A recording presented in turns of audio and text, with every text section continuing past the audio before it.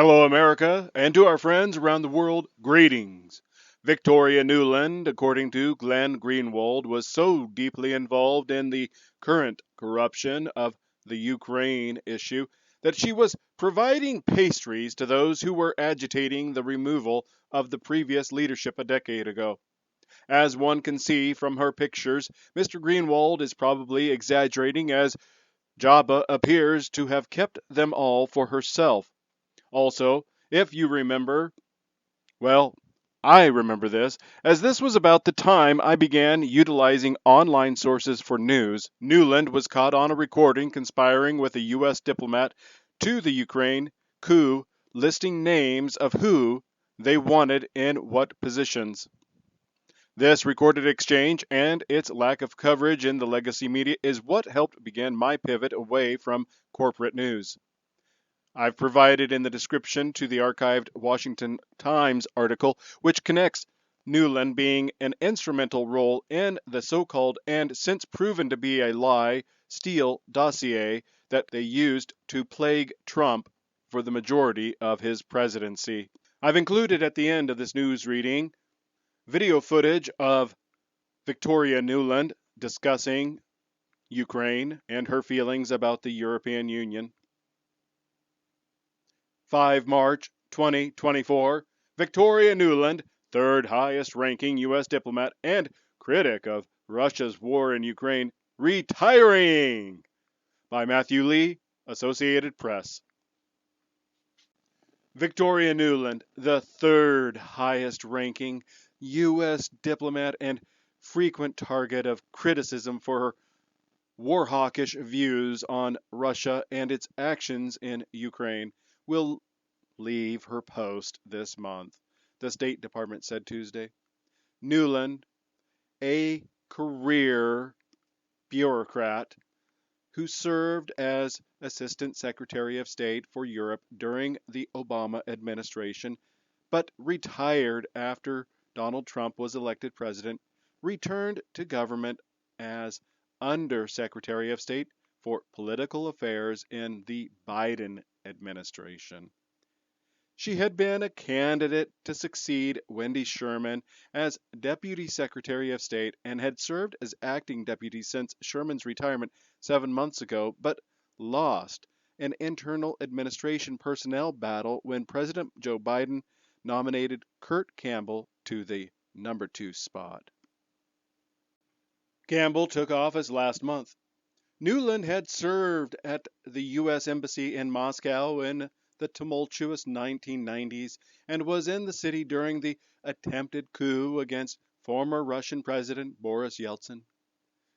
She then became U.S. ambassador to NATO before being tapped to serve as the State Department spokeswoman under former Secretary Hillary Rodham Clinton during President Barack Obama's first term.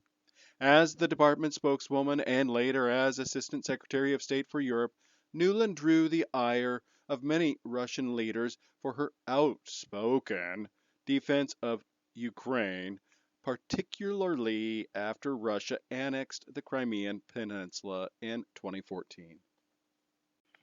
Former Secretary of State John Kerry has recalled on numerous times that when Nuland left the spokeswoman's job during his tenure to become the top diplomat for Europe, Russian Foreign Minister Sergei Lavrov congratulated him for getting rid of that woman. Kerry said he replied to Lavrov that he didn't get rid of her.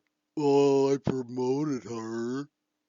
Current Secretary of State Antony Blinken praised Nuland for her 3.5 decades of public service and thanked her for her role in shaping U.S. policy around the world under 6 presidents and 10 secretaries of state. But Victoria's leadership on Ukraine that diplomats and students of foreign policy will study for years to come, Blinken said in a statement.